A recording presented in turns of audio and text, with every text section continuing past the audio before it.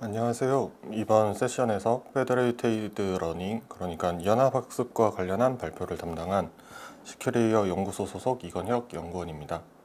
본 세션에서는 연합학습에 대한 설명과 최근 연구 동향에 대해 설명하겠습니다. 잘 부탁드립니다. 연합학습은 지금도 계속해서 연구 중인 인공지능 모델을 실제 서비스 관점에서 관리하기 위해 제안된 방법입니다. 연합학습이란 로컬에서 수집되어 분산 저장된 데이터를 직접 공유하지 않으면서 클라이언트에 배포된 개별 모델과 서버에서 관리되는 통합 모델을 관리할 수 있는 분산형 머신러닝 기법입니다.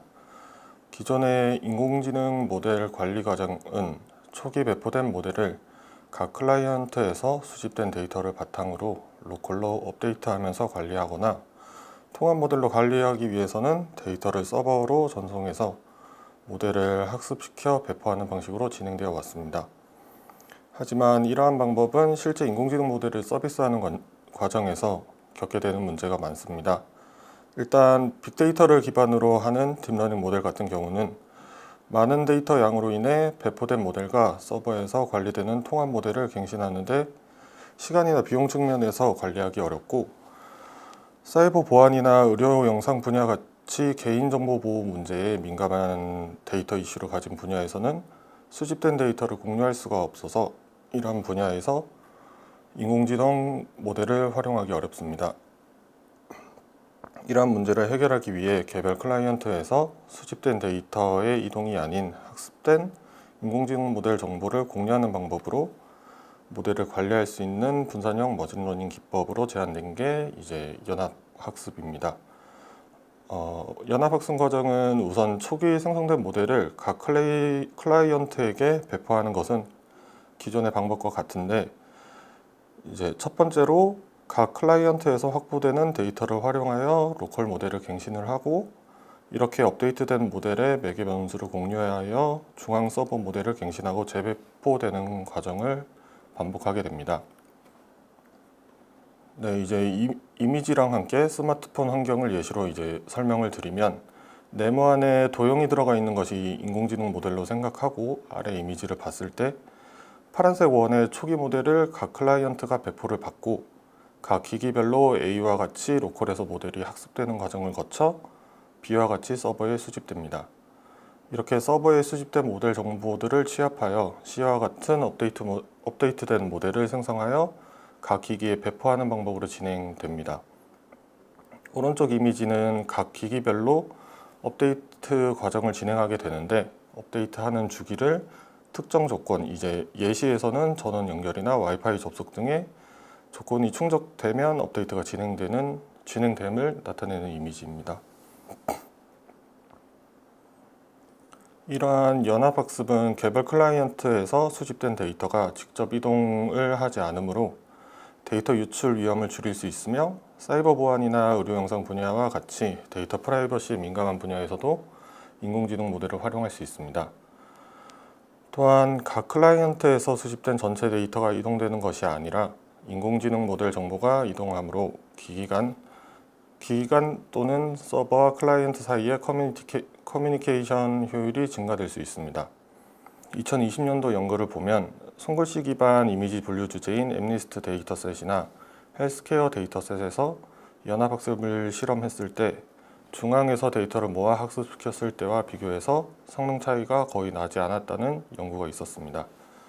또 2023년 6월 국내 연합학습 응용 사례 분석 자료를 보면 전자상거래나 오픈뱅킹과 같은 금융 분야, 차량 간 자율주행 데이터 공유를 위한 모빌리티 분야, 그리고 개인 모바일 기기를 활용한 코로나 자가진단 등의 의료 분야 등 다양한 분야에서 활용되고 있음이 확인됩니다. 또 아래 이미지는 이제 실제 서비스 모델을 볼 수 있는 예시입니다. 구글에서 제공하는 스마트폰에서 쉽게 볼 수 있는 자동 완성 알고리즘인 G보드로 사용하는 개인에 맞춰 자주 사용하는 단어가 추천되지만 내가 사용한 적 없는 단어도 추천되는 것을 확인할 수 있습니다. 이런 상황은 개인이 사용한 단어 외에 글로벌하게 수집된 사용된 단어도 추천되는 것으로 확인할 수 있을 것 같습니다. 이제부터 연합학습을 연구하고 실제 서비스하는 데 있어서 생기는 이슈 및 해결 과정에 대해 설명드리겠습니다. 연합학습에서 보시는 바와 같이 크게 4가지 이슈가 있습니다. 첫 번째로 통신 병목 현상이 있습니다. 모델 업데이트 과정에서 로컬 단말과 중앙 서버 간의 통신으로 발생하는 문제인데, 이는 다수 장비와 통신하는 데 있어서 흔히 볼 수 있는 이슈이기도 합니다. 전체 데이터가 이동하는 것처럼 전체 통신량이 많은 건 아니지만 인공지능의 모델 갱신 정보, 예를 들어서 모델 파라미터도 가볍지 않고 다수의 로컬 단말과 통신하는 데 있어서 병목 현상은 주의해야 될 문제입니다.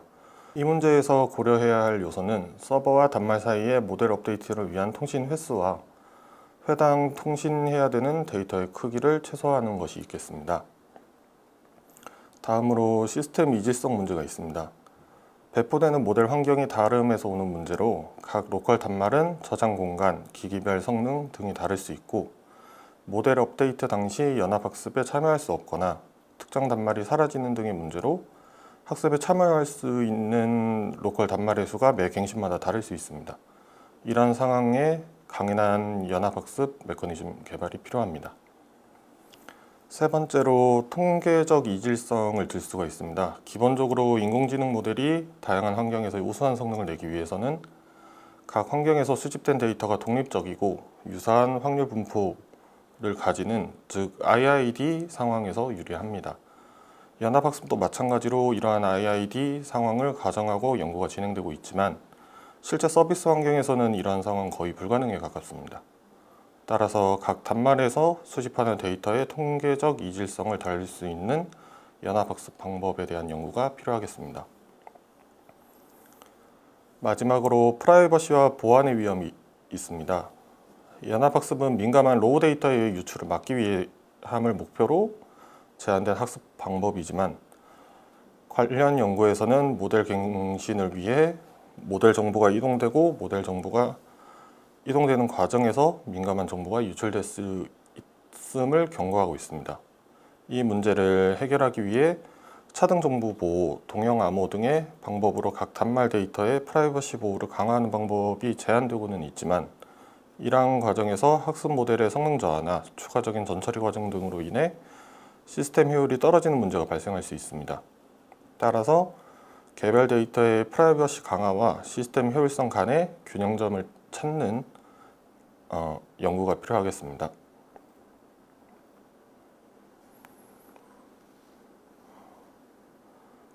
본 세션에서는 앞서 설명한 4가지 문제 중에서 실제 서비스하는 관점에서 가장 큰 문제인 클라이언트 데이터의 이질성과 관련하여 해결 방법에 대해 설명하겠습니다. 첫 번째로 이질성 축소 전략입니다. 간단하게 연합학습에 참여하는 각 클라이언트들의 데이터 분포를 유사하게 만드는 방법으로, 아래 제시하는 전처리 방법과 데이터 선별 방법은 기존의 인공지능 학습 과정에서 흔히 사용되는 방법입니다.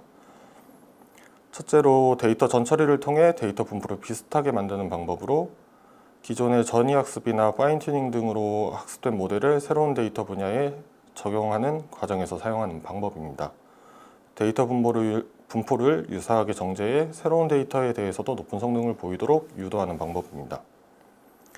두 번째로 클라이언트 선택으로 표기를 했지만 기존의 인공지능 모델 개선 과정에서 데이터 정제와 비슷하다고 볼 수 있습니다. 노이즈로 판단되는 학습에 방해되는 데이터를 제외하는 형식으로, 연합학습에서는 전체적인 IID와 크게 이질되는 클라이언트를 제외하고 학습하는 방법으로 보면 되겠습니다. 두 번째로 적응력 강화 전략입니다. 서로 분포가 다른 클라이언트들을 통합 모델이 아닌 개인화된 모델로 학습하는 방법으로 아래와 같이 크게 3가지로 분류할 수 있습니다. 아래 3가지 방법의 공통점은 non-IID 상황의 데이터를 학습함으로써 글로벌 모델의 일반화 성능이 떨어지는 문제를 경계한다고 보면 이해하시는 데 도움이 될 것 같습니다. 첫 번째로 여러 작업을 동시에 훈련시켜 각 클라이언트의 개별 모델을 일반화하는 방법입니다.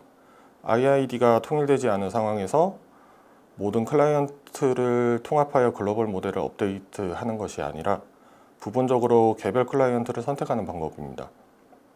두 번째로 전체 통합된 하나의 모델을 만드는 것이 아니라 유사한 분포를 가진 클라이언트들끼리 일반화된 모델을 다수 만드는 방법입니다.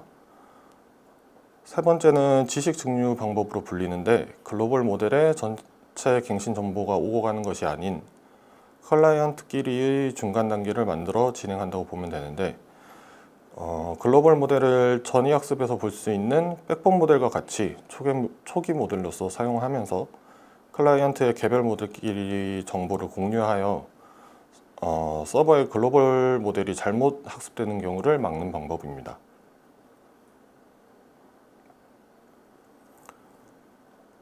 마지막으로 최근에 연합학습과 관련해서 우수한 성능을 보이고 있는 소타 연구를 하나 공유를 하겠습니다.